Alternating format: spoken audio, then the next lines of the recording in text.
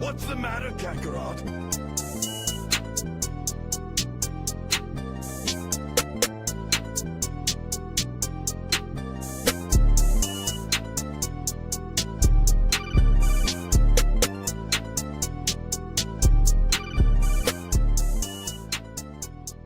Everybody, and welcome to another Sunday morning with the Blurred Church of Anime.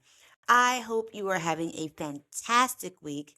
The last week of Black History Month, going into now the first day, the first Sunday of Women's History Month as we move our way from February to March. Boy, last week was busy for me. I had a couple of shows, something I was producing.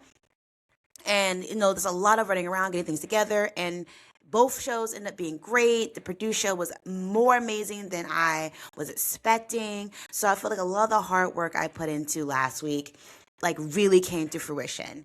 I'm hoping that this week can be a little bit calmer, but I know it won't be super calm because I'm going to a Anime Con at the end of the week. That's right, I will be at Blurred Con. As I've been mentioning before, Blurred Church of Anime will be doing our regular Sunday morning panel at Blurred Con in Crystal City, Virginia, aka Washington, D.C., on March 8th. Put the flyer up here so you can see it. You can come if you are in the DC area and have a ticket to Blurred Con. I hope we will see you live for our testimony service. Now, let's say you didn't have a good week last week. Well, then F last week. You should be trying to get the BlurredCon for this coming week so you can have a better week or weekend. If you can't get a BlurredCon, I understand. Money be tight, travel, all the stuff. No worries. You listened to this episode late. Didn't know about it. It's cool. I just hope that, you are able to do the things you need to do to keep you happy, motivated, despite the absolute craziness that is going on around the world, and especially because of my home country, the US of A. But we're not going to talk about that this week. I don't think I am in a mental place to talk about all of the stuff happening. What I did want to talk about, and keep it really short because I'm gearing up for, the live stream testimony service from BlurredCon next week. But I was thinking about found family.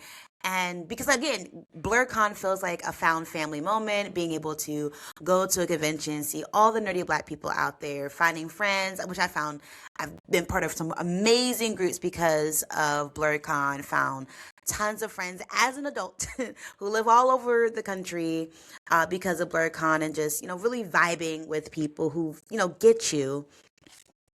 And as I was thinking, this is getting really close to the Finding Your Namaka conversation we had very early when I first started the podcast about Fairy Tale. And I didn't want to reuse one piece quite yet until I get caught out from where I quit. I kept thinking about found family, finding people, finding your tribe, cults. And I was like, yeah, we're not getting to cults quite yet. I have a lot to say about cults. I instead was like, okay, what's another anime I could talk about found family? And it came to me, what is a better family anime to talk about besides Spy X Family? That's right, Spy X Family. In a wonderful, kind of slice of life-ish anime manga. And I'm about to do a little bit of some information for y'all who, haven't seen this anime, don't know what I'm talking about. Spy X Family is a story about a made-up family that are all kind of put together in the circumstances, basically to help this spy infiltrate this whole thing. I'm not going to give you too much information, but I will give you some so you can walk with me through this. Because I think it's so funny that when I first started watching Spy X Family, I was like, how can this fake family be one of the most healthy, non-toxic families I've seen, not just in media in general, but comparing it to real life people. And of course, real life and media, two different things. We're just using media to inform our lives and to make sense of it. I will also say that I am not a family therapist, and this is not, trying to do any of the counseling around this. I am simply a spiritual practitioner who likes to look at anime and see where we can get those lessons for our lives in another way. But as I was saying, so Spy X Family, let's kind of go through how this family was made. All right, so we're going to start off with the father, aka Twilight. Twilight is a renowned spy. No one, a million faces. Nobody knows what Twilight looks like. Twilight is this amazing super spy who is trying to stop a war between these two neighboring countries. And so he's like infiltrated into this one country. And for him to help make sure that there is not a war, he's giving a new assignment, top secret assignment, where he has to pretend to be a family man and get his kid into a prestigious school in this country in hopes of meeting this kind of like pro-war leader, faction leader, whose kids also go to the school. So what does a spy, a lonely spy do? Is now he has to create a family to do the thing. So Twilight now has the new name Lloyd Voyager.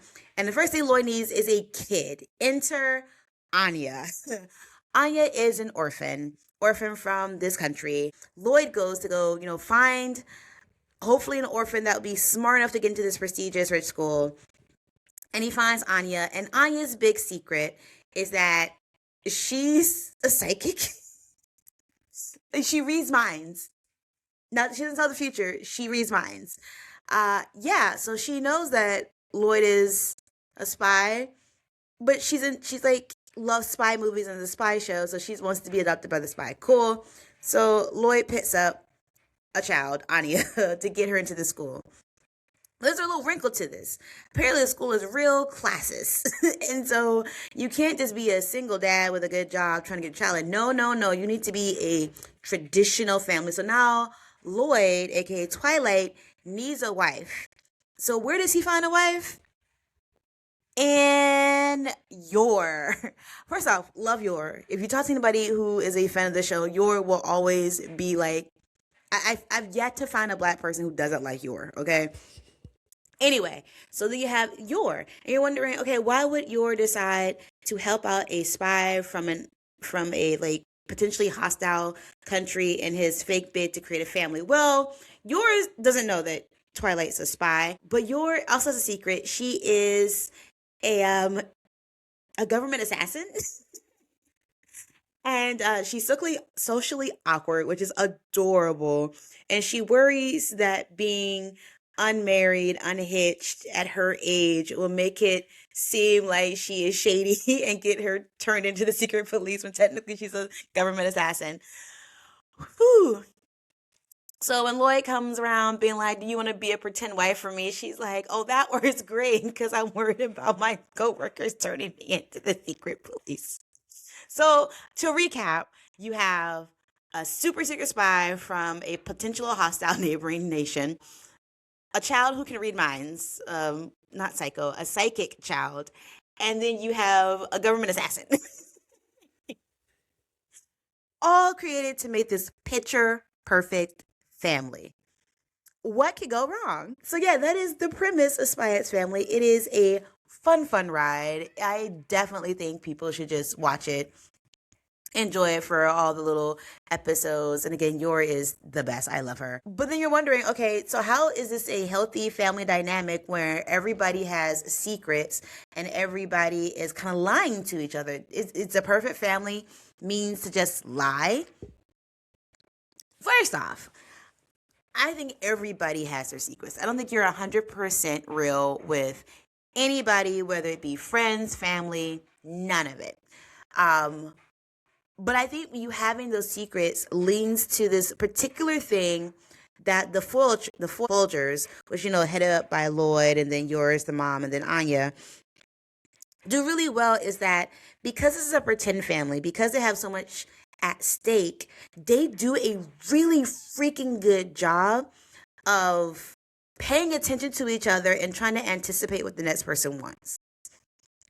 Twilight is trying his darndest to be the perfect husband, the perfect father, in like the eyes of the people in his family, because again, he doesn't want them to know that he's a spy or be dissatisfied with their fake arrangements because his whole plan could come tumbling down. But also he has to keep up appearances so that no one thinks, oh, this is a terrible family or they're not prestigious enough to be at the school and blah, blah, blah. So Lloyd in particular pays so much attention to trying to understand what Anya is trying to do and to make sure she's like doing her work and being a very loving and caring and sometimes has to be a little bit more strict father to make sure that she's behaving the way she does and like he's reading child psychology and all this other things to make sure he is being the perfect father that no one can suspect that they're weird or off balance or not a real family. He pays attention a lot to Yor and trying to figure out, is she happy in their pretend marriage? Is he doing everything to make her feel and seem to the people she needs this like marriage to work out like they are a happy, loving couple, even though they like just met. And got married very, very fast. And that's not just with her coworkers, it's with her brother, her family. You gotta, make these appearances. And Lloyd genuinely doesn't want her to be dissatisfied. So he's doing a lot to try to make sure that that relationship works. And I think that's the first thing that happens within this fake family is that because there's a lot to lose and they feel there's a lot to lose because of their fake status, there's a huge piece of them trying to make sure everybody else is happy. There's asking of questions. There's noticing small cues. There's check-ins. Like Lloyd just doesn't leave it a chance to be like, haha, I married this person. I'm out here doing my job as a spy and my day job as a psychiatrist and my cover story, blah, blah, blah. He is literally out here being like, okay, I need to get home at a certain time so that way my family doesn't feel neglected. And oh no, Anya's acting out. What can I do to make sure that this, like, he is doing the work. This man is literally doing the work. Second, there is a bit of vulnerability that happens between the three of them as well. Yor, again, as I mentioned, she is a little socially inept. She knows that she's not she's trying really hard to be a good wife and a good mother. But again, that is not something she's ever had to do before. And so she's asking a lot of questions. She's trying to be as helpful as possible. So she's not just taking this position of being like, okay, I'm here. Y'all served my needs. She's like, okay, no, how do I hold up my end of the bargain? Yor is notoriously a bad cook. Like, she's terrible at cooking, but she's like a traditional mom cooks. So I'm going to work at it. I'm going to learn how to be better. She wants to be a good mom to Anya. She doesn't know that Anya and Lloyd are not really father and daughter. She has no idea that Anya came from a orphanage.